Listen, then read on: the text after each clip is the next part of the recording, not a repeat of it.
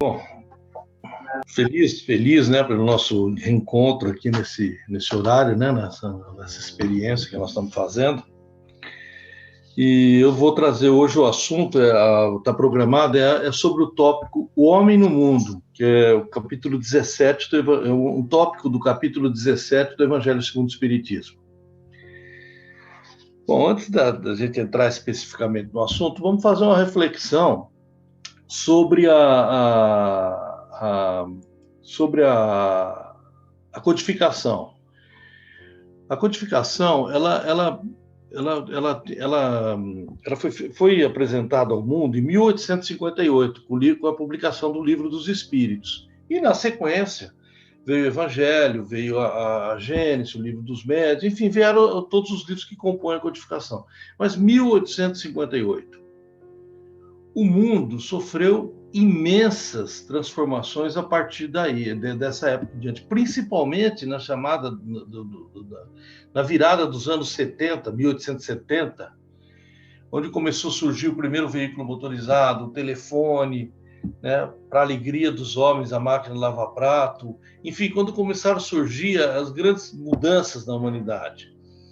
E, em seguida, isso veio numa escala exponencial. Foi mudando, o mundo veio mudando de uma forma fantástica, a gente chega ao ponto que nós estamos hoje. Então, muitas vezes a gente fala assim, mas o Espiritismo foi codificado em 1858, será que ele precisará ser atualizado?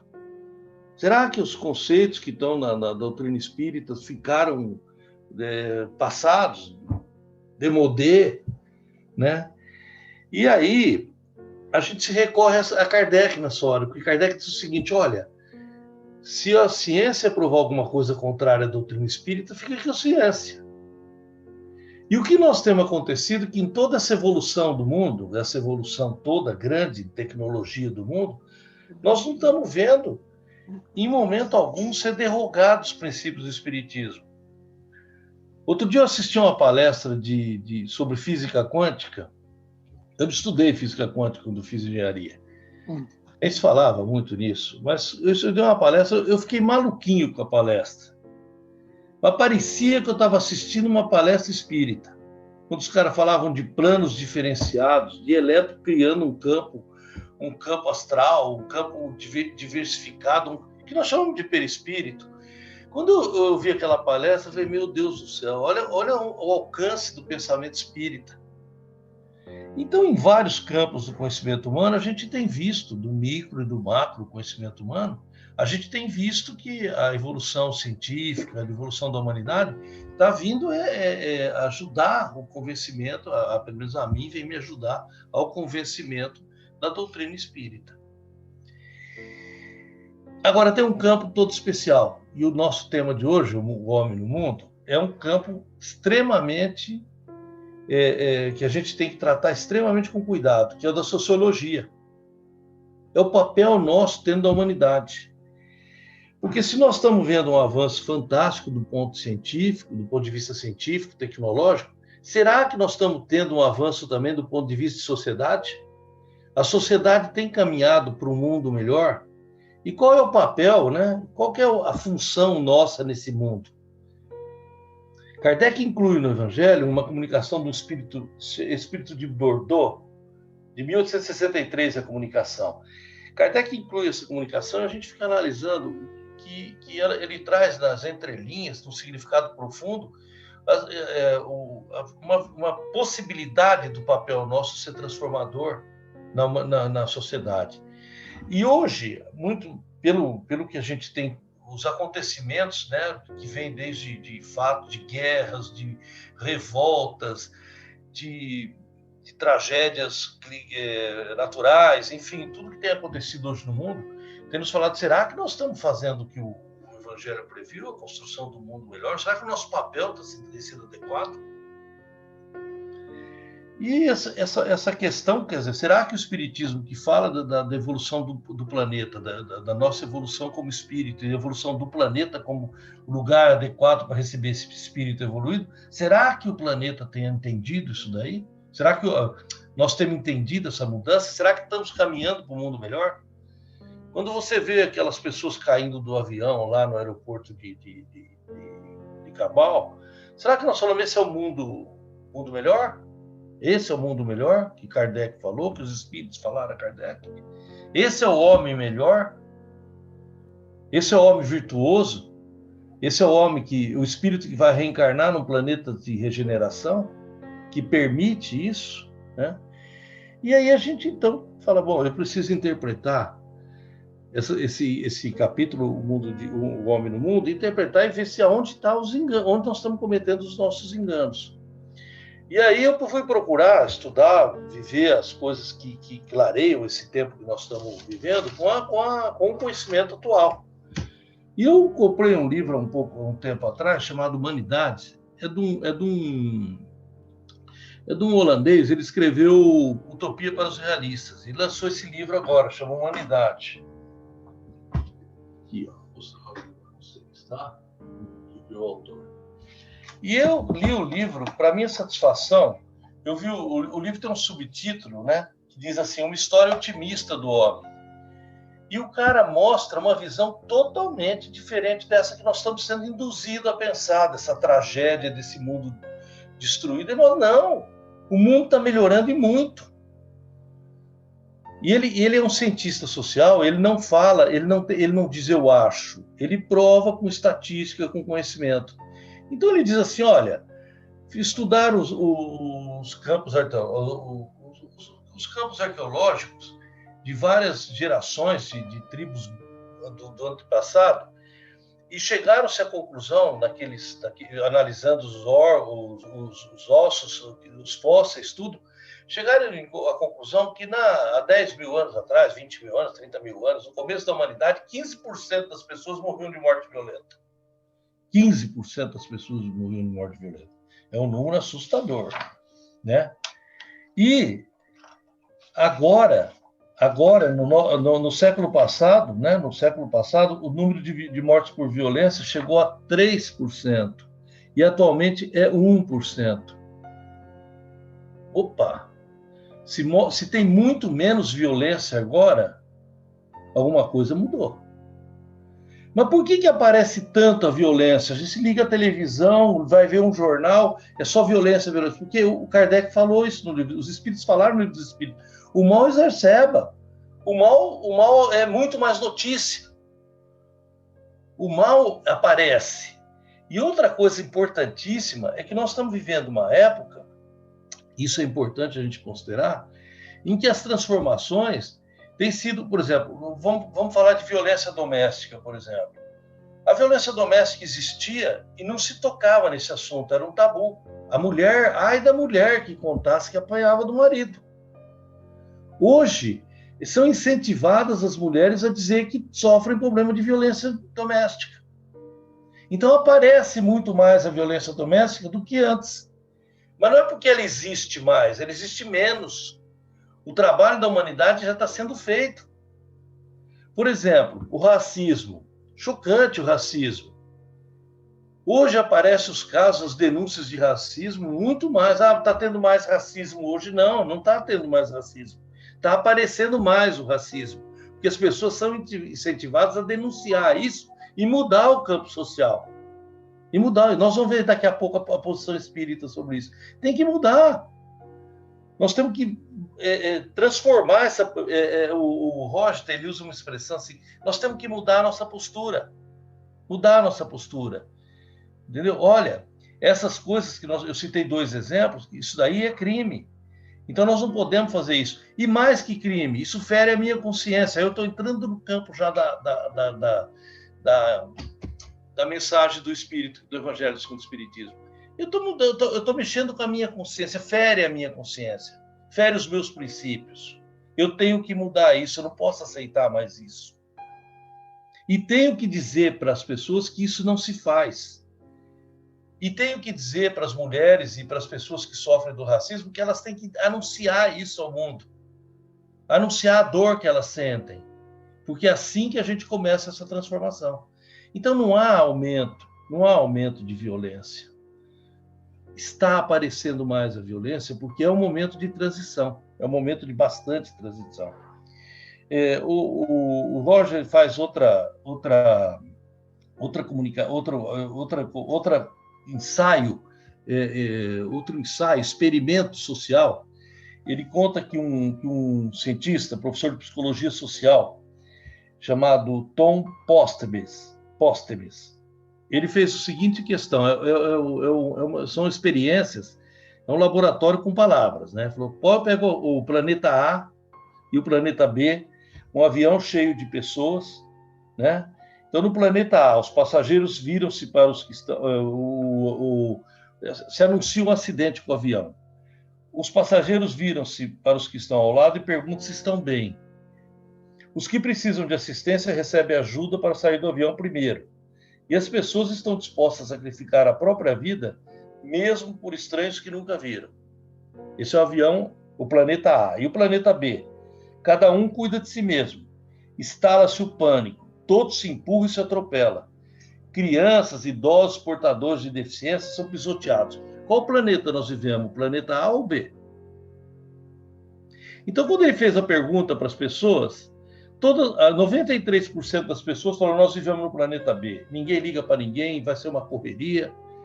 Aí, o que ele fez? Ele analisou as principais catástrofes recentes e descobriu que o comportamento humano da grande maioria das pessoas foram exatamente como aqui no planeta A. Ele conta que quando os prédios estavam caindo no 11 de setembro, as pessoas davam espaço para os bombeiros subirem. Saía da frente, dava lugar, porque o trabalho, mesmo correndo o risco de morrer, porque o trabalho deles era mais importante. Né? Quando houve o desastre do furacão do Katrina, em Nova Orleans, eles fizeram uma pesquisa muito grande. Morreram 1.900 pessoas. 1.900 pessoas com aquela tragédia do furacão. E nunca se teve tanta solidariedade em Nova Orleans como teve naquela época. Então, o que ele diz? Olha, não é assim. Nós temos uma impressão, nós nos julgamos por uma maioria que aparece muito, mas está no livro dos Espíritos. O mal aparece mais que o bem. Então, nós partimos disso e imaginar que a humanidade está perdida. E não é. A humanidade, essa visão que o Roger Brown tem, é que não, ele é uma visão otimista. A humanidade está melhorando. Está melhorando. Só o fato da gente poder enxergar isso dentro do processo e aí iniciar um trabalho, que nós vamos falar daqui a pouquinho, já não dá essa dinâmica, né? Ele afirma, estudando vários casos sociais, né, vários experimentos sociais e casos reais que aconteceu com estatística, tudo, que ele diz o seguinte: as catástrofes nos ajudam a melhorar. Nos ajudam a melhorar. Ela faz aflorar o que há de melhor nas pessoas. Gente, onde é que está isso na doutrina espírita? Terceira parte do livro dos Espíritos, leiam a lei de destruição. Leiam a lei de destruição. Então, ele diz o seguinte, muitas vezes nós somos, quando as catástrofes acontecem, cria já aquele clima de solidariedade, de caridade, tudo. Mas sempre vem, principalmente os governantes, os déspotas, os tiranos, que querem provar a nós mesmos que nós somos ruins aproveitadores, como eles são. E não é isso que acontece. Então, agora vamos lá para o Evangelho. O que o Evangelho diz? Fala, olha, nesse problema do choque, da tragédia, da catástrofe, da dor, são três coisas que acontecem quase que automaticamente em nós. A primeira, nós buscamos Deus. Nós buscamos Deus. Através das suas formas, através dos espíritos, amigos, protetores, mas nós buscamos Deus. E quando buscamos Deus, nós mudamos o nosso ânimo. Mudamos o ânimo do nosso coração. É o texto do Evangelho que nós estamos estudando. E quando muda o ânimo, olha como a corrente vai indo. Quando muda o ânimo do nosso coração, nos aflora um sentimento de piedade. E à medida da necessidade dessa transformação e dessa piedade com os outros e autopiedade, nós começamos a fazer duas coisas, diz o texto: purificar o nosso coração e elevar o nosso espírito. Então, a busca de Deus é a primeira coisa que acontece diante da tragédia. A segunda coisa que acontece é a busca de uma solidariedade maior. O texto usa a expressão que eu adorei, chama caridade plena. Repara, quando nós sabemos de uma catástrofe, como imediatamente a gente se mobiliza para ajudar. Não é verdade? Nós se mobilizamos imediatamente. Vamos fazer campanha do cobertor, de comida, vamos mandar isso para lá. Tem pessoas que então largam tudo, quando tem um terremoto, largam tudo, vão trabalhar nas escavações automático. Então, olha, quando nos sentimos apurados, nos sentimos cercados por uma tragédia, Deus, e criamos o sentido da solidariedade, né? Que ele usa essa expressão, caridade plena, né? E a terceira é que ele faz o seguinte: afloram virtudes. Nós viramos pessoas boas, virtuosas. Por quê? Porque nós nos sentimos, primeiro, nós não tiramos aquele aspecto severo, austero, isso não existe, nós estamos nós estamos enfraquecidos. Não precisamos usar essa máscara, que o virtuoso é aquele puro, magnífico, sem pecados, santo. E ao contrário, diz o texto, inclusive, é nessa hora que nós temos que lembrar que nós não podemos nos afastar das pessoas. A virtude é para ser distribuída. Nós temos que ter a virtude para ter o contato com as pessoas.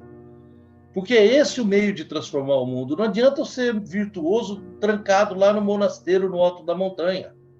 Essa virtude para nada serve. Nada serve. Agora, ela nos entusiasma, a virtude que nós estamos falando, quando ela no contato com os outros, que somado com aquela solidariedade, nos leva à caridade plena, gosto muito dessa expressão, caridade plena, totalmente desprendida, aí nós somos virtuosos. Então, quando vem esse momento de tragédia, a busca de Deus, a solidariedade ao próximo nos transforma em pessoas virtuosas e nós vencemos a tragédia. Por que vencemos? Com dores? Sim, com dores. Mas lembramos que nós somos reencarnacionistas. Nós fazemos que o nosso mundo se torne melhor em volta de nós. Então, e o texto do Evangelho diz o seguinte: a hora que você tem busca do divino, solidariedade com o próximo e virtudes, você está caminhando para a perfeição. Lembrando sempre que a gente tem a ótica da visão da perfeição relativa, porque nós não conhecemos os altos planos espirituais. Mas a busca da perfeição relativa nós temos que ter, como está no Evangelho. E diz: eu vou ser melhor, eu vou ser melhor. Eu sendo melhor, o mundo será melhor. O entorno de mim será melhor e isso vai se expandir, né? E o Espírito continua, ele conclui, né? De uma forma muito bonita, por sinal, eu vou ler porque está muito bonito, ele diz assim: sede felizes segundo as necessidades da humanidade. Sede feliz segundo as necessidades da humanidade. Não tente ser feliz e sozinho, só para si. A felicidade é uma coisa que deve ser repartida, né? Ela deve ser dada com alegria e sem que traga a sua felicidade, traga qualquer pensamento, sequer um mínimo pensamento que possa ofender aqueles que você ama, que você aprendeu a amar lá no processo da catástrofe lá. E tem mais um pouquinho de tempo, eu queria contar para vocês uma historinha. Na verdade, eu vou ler pulando alguns trechos, mas vou ler, vai dar o sentido para vocês. Essa historinha que eu quero contar para vocês é do Natal de 1914. Antes, porém, eu queria contar também, ela se passa no Natal de 1914. É uma noite clara, muito frio na Europa, né? Nós estamos na Europa. A lua ilumina a terra, que já está coberta de neve, e essa neve separa as trincheiras. Vocês lembram que a Primeira Guerra Mundial era uma guerra de trincheiras, né? Não tinham os tanques, eles guerreavam dentro das trincheiras, né? Então, de um lado estava o alto comando britânico, bastante nervoso, porque temiam um ataque naquela noite. E era noite de Natal. Eles temiam um ataque. Então, pediu que tivesse naquela noite uma vigilância toda especial. Por volta das 7, 8 horas da noite, o Albert Moren, do 2º Regimento da Rainha, fez uma expressão incrédula. O que estava acontecendo? Do outro lado, lá dos alemães, começaram a se acender luzes. se acenderam luzes, tochas, e por incrível que pareça, começaram a aparecer árvores de Natal. E o pior, esse é o melhor, né? Não é o pior, começaram a cantarem, os alemães começaram a cantar músicas de Natal. Essa história é famosíssima, porque virou um motivo de trégua em todos os natais, em todas as guerras, né, ocidentais. E aí, o Moura disse, mas se eles estão cantando, comemorando o Natal, por que nós não fazemos o mesmo? E aí, os ingleses começaram a cantar também as suas músicas de Natal.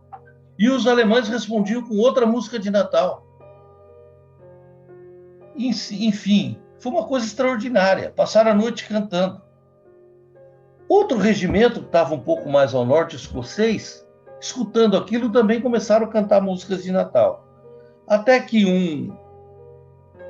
um inglês levantou-se, catou uma garrafa de vinho e atravessou o campo das fronteiras. E perguntando, onde encontro vocês? E eles responderam, vem, siga as luzes. E ele foi lá e compartilhou com um soldado alemão. Compartilhou com o soldado alemão o seu vinho. Ficaram amigos, se prometeram, um morava em Berlim, outro em Londres. Se comprometeram a se encontrar depois da guerra. Perguntaram das famílias, falaram das famílias, dos filhos, das mulheres, dos amores, enfim, falaram de tudo. E foi uma coisa muito linda aquilo. No dia seguinte, no dia de Natal, foi no meio da noite, os dois regimentos de ingleses e alemães e o de escocês, que estava mais ao norte, se juntou a eles, e eles fizeram uma festa coletiva. Fizeram um jogo de futebol, arrumaram uma bola, fizeram um jogo de futebol, compartilharam o que eles tinham de mantimentos, de chocolate, de tudo, cantaram juntos, e isso ficou conhecido como o Natal do Fronte. Essa história se passa no norte da França, uma aldeia chamada Fleury-Barbart, e até hoje é considerado como uma das coisas mais fantásticas de uma guerra. A partir dali, então, volto a dizer, se criaram o Natal, a trégua de Natal. Veja, o homem tem em si a sua índole. O estudo continua do Roger Brown, ele diz o seguinte, que eles descobriram que 30% dos soldados de uma guerra não atiram. Não atiram. Isso não vem da guerra agora, desde a Guerra Civil Americana acontece isso. Não atiram. E quando você conhece o seu inimigo, você olha para o seu inimigo e vê um ser humano, você desmancha a tua vontade de matar. Essa briga não é tua. Desmancha isso. Então, puxa vida, nós temos condição de criar um mundo melhor? Temos. Como? Vendo tudo o que acontece, todas essas tragédias, e pensar, não, por que eu não busco Deus? Por que eu não busco a solidariedade humana? Por que eu não me transformo numa pessoa virtuosa? É essa a grande mensagem do Espiritismo.